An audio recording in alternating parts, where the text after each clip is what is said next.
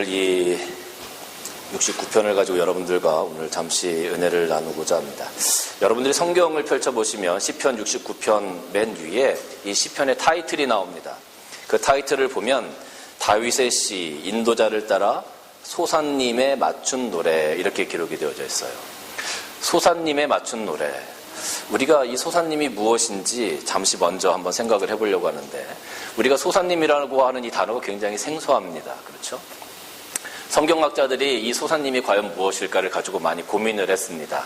그래서 나름대로 여러 가지 이 소사님이 무엇이다라고 정의를 하고 연구를 해서 연구 발표를 했는데, 첫 번째가 이 소사님에 맞춘 시, 맞춘 노래, 이 소사님이라고 하는 것은 다른 것이 아니라 멜로디다, 이렇게 이야기를 합니다. 멜로디.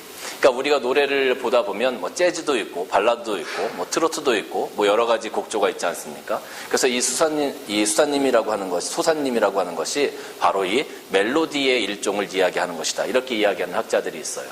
두 번째는 어떤 학자들이 있냐면, 이 소사님이라고 하는 것은 노래를 모은 책의 이름이다라는 거예요.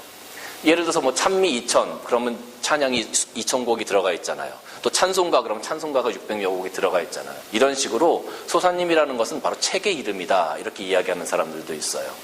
세 번째는 어떤 사람이 있냐면, 이 소사님이라고 하는 것은 백합을 닮은 악기의 이름이다라고 얘기해요. 그런데 튤립도 있고 장미도 있고 뭐 여러 가지 해바라기도 있고, 그런데 왜 백합을 닮은 악기의 이름이다라고 했을까요? 이 소사님이라는 이 헬라어 원어를 보면 이 소사님이라는 뜻이 릴리, 백합이라는 의미입니다. 백합. 그래서 백합을 닮은 모양의 악기를 가지고 연주할 때 이 노래를 맞춰서 했을 것이다, 이렇게 이야기하는 학자들이 있습니다. 이 세 가지 중에 어떤 것이 정확한지 우리는 알 수 없습니다. 어쩌면 이 세 가지가 다 아닐 수도 있고요. 그러나 이 타이틀이 이렇게 되어져 있기 때문에 이런 소사님에 맞춘 노래, 소사님이 무엇일까, 소사님이 무엇인지는 우리가 한 번쯤은 생각해 봐야 할 것 같습니다. 오늘 이 69편 다윗의 시라고 되어져 있는데, 이 69편은 다윗이 가장 어려울 때 지은 시입니다. 그래서 이 69편을 비탄시다라고 얘기해요. 비탄시. 다윗이 얼마나 어려웠는지, 이 다윗이 왕이 되기 전에 하나님으로부터, 사무엘로부터 기름을 부음 받았습니다. 그리고 나서 그것을 사울 왕이 알게 되었죠. 그 다음에 이 다윗은 사울 왕에게 계속 쫓기는 신세가 되었습니다. 여기를 가도 쫓아오고 저기를 가도 쫓아오고, 도심에서 살 수 없는 지경이 되니까 광야에서 생활을 했었습니다. 광야에서조차도 살 수 없는 지경이 되어서 블레셋 사람들에게 가서 그들에게 얹혀 사는 그런 신세가 되기도 했었습니다. 굉장히 힘든 시기를 겪었죠.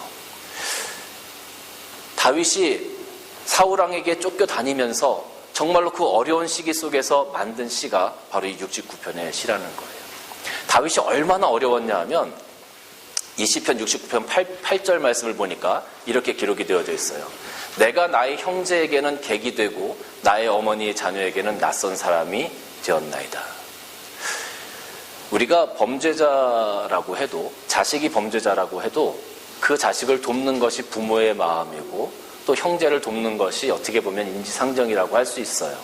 그런데 다윗에게는, 나의 형제에게는 내가 객이 되고 나의 어머니의 자녀에게 내가 낯선 사람이 되었다. 사울 왕이 그 당시에 얼마나 엄하게 엄포를 놓았냐 하면, 다윗을 돕는 자는 누구든지 반역죄로 체포해서 죽이겠다고 얘기하는 거예요. 그러니까 그 누구도 다윗을 도와줄 수 있는 상황이 안 되는 겁니다. 그러니까 다윗이 얼마나 힘이 들었겠어요. 가족들에게조차도 다가갈 수 없는 그런 상황이 되었다는 것이죠. 자기가 다 가족들에게 가면 그 가족들이 반역죄로 체포돼서 다 죽음을 당하게 되는 상황인데, 어떻게 다윗이 가족에게 갈 수가 있겠어요? 그러니까 가족에게조차 자기가 객처럼, 아무런 연관이 없는 사람처럼 그런 삶을 살아가게 되었다는 것이죠.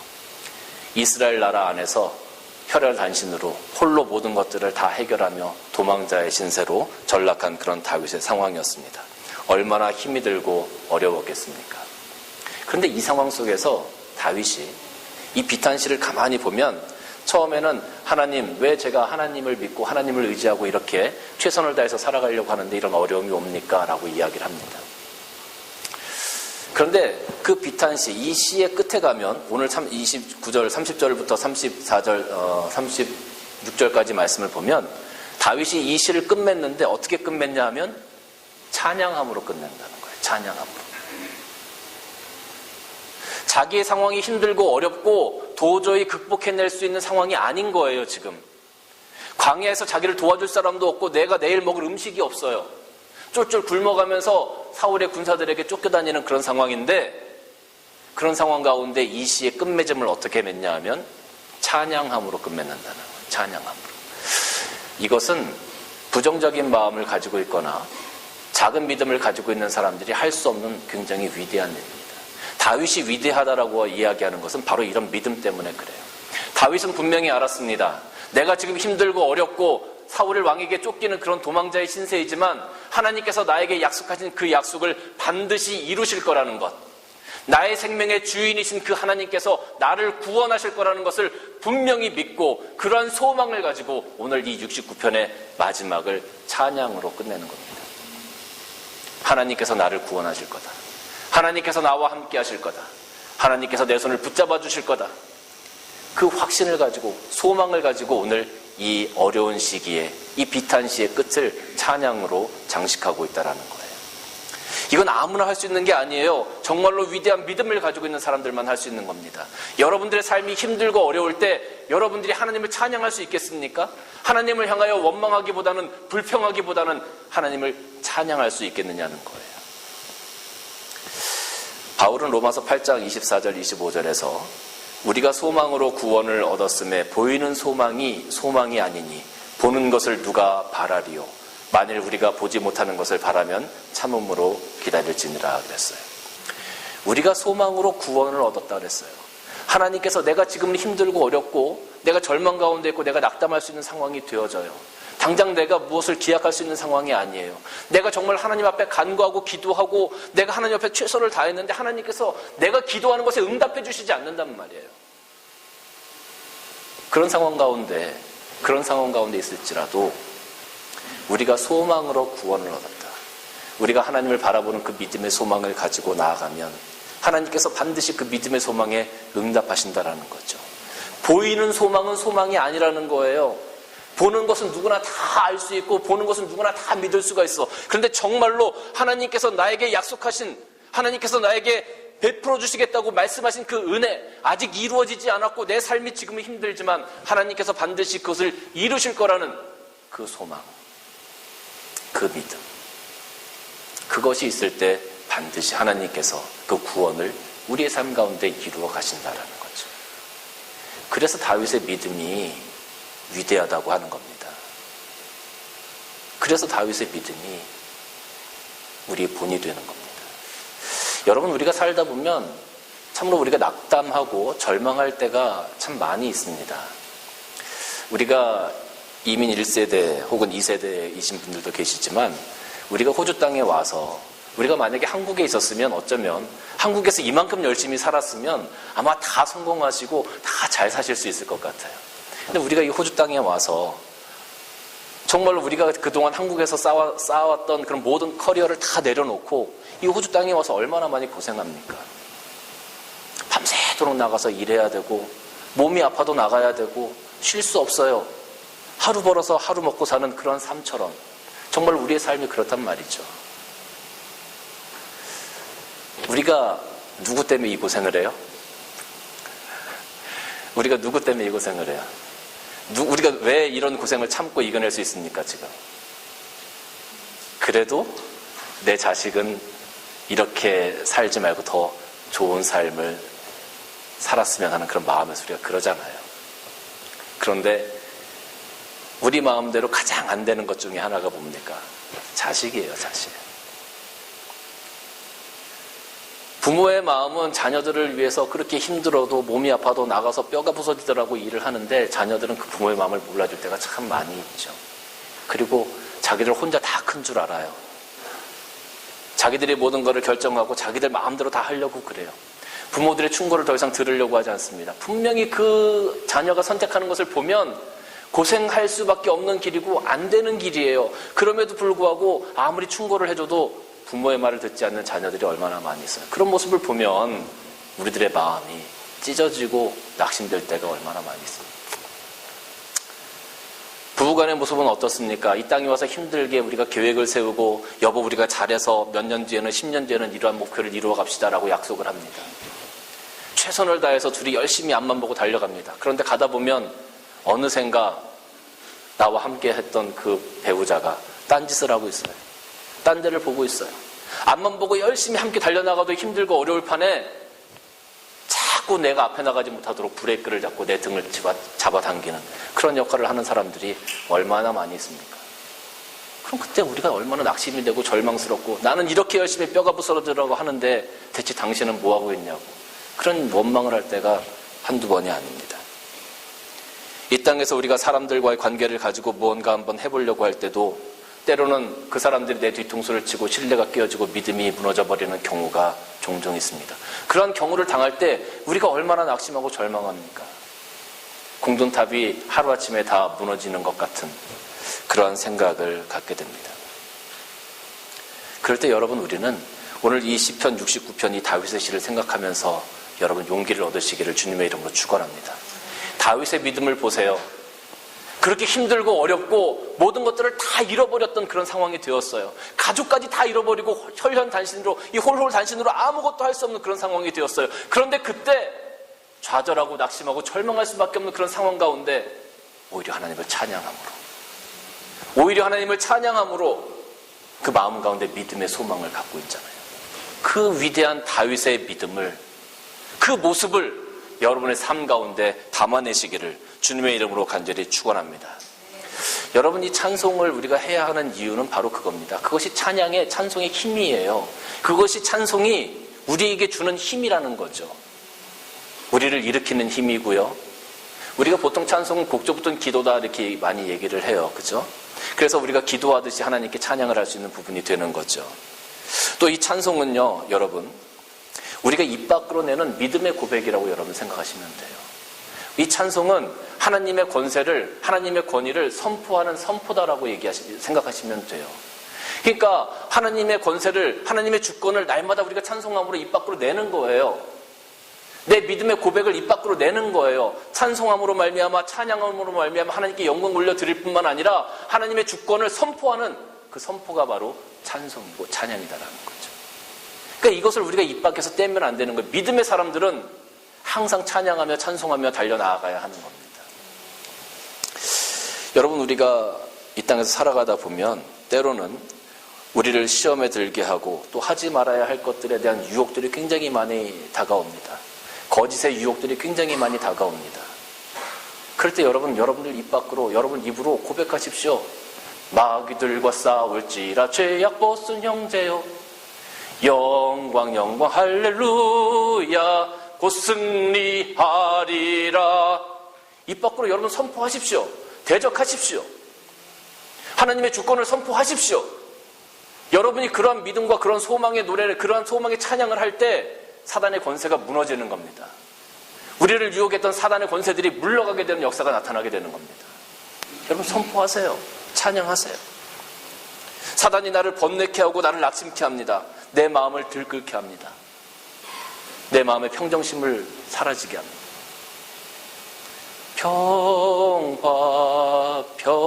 평화로다 하늘 위에서 내려오네.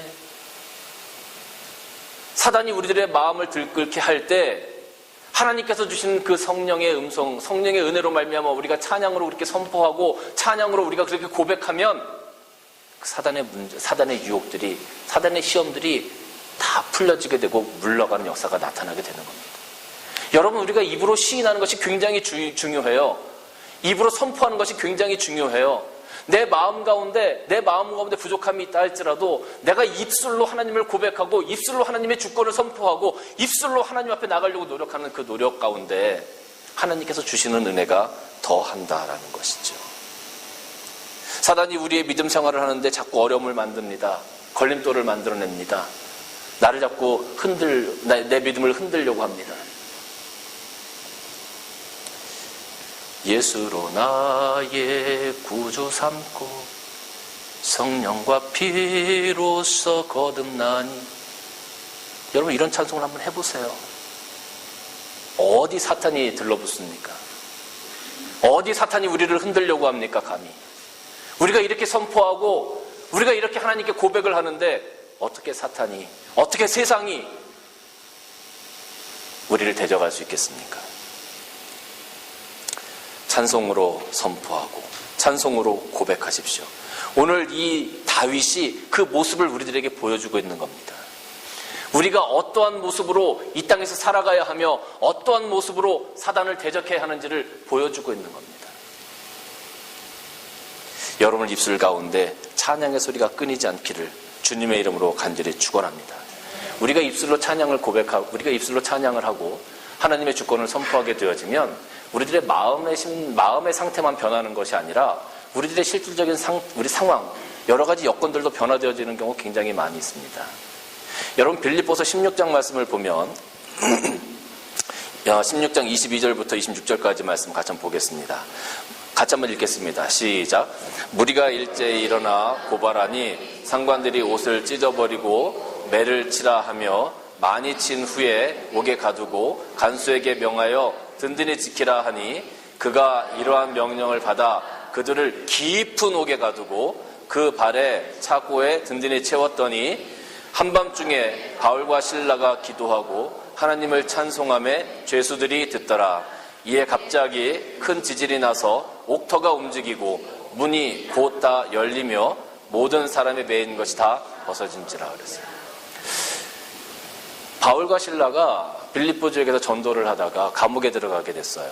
그 감옥에 들어간 이유가 뭐냐 하면 점치는 그 여종이 하나 있었는데 여자아이가 하나 있었는데 그 점치는 여자아이가 귀신 들려서 자꾸 바울과 실라가 지나갈 때 하나님의 사람이여 하나님의 사람이여 계속 그렇게 소리를 지르는 겁니다. 그래서 이 바울이 귀신을 꾸짖고 귀신을 쫓아냈어요.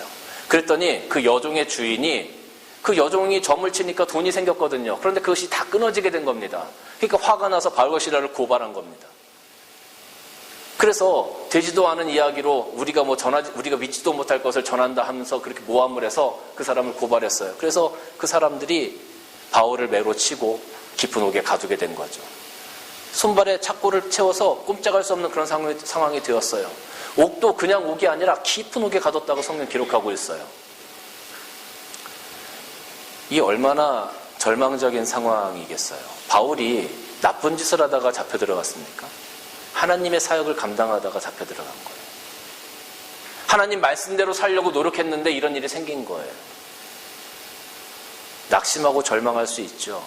하나님 나 몸부림치는데 왜 나를 이렇게 어렵게 만드십니까? 우리 그렇게 하나님께 얘기할 수 있겠죠. 지금 바울이 그런 상황인 거예요.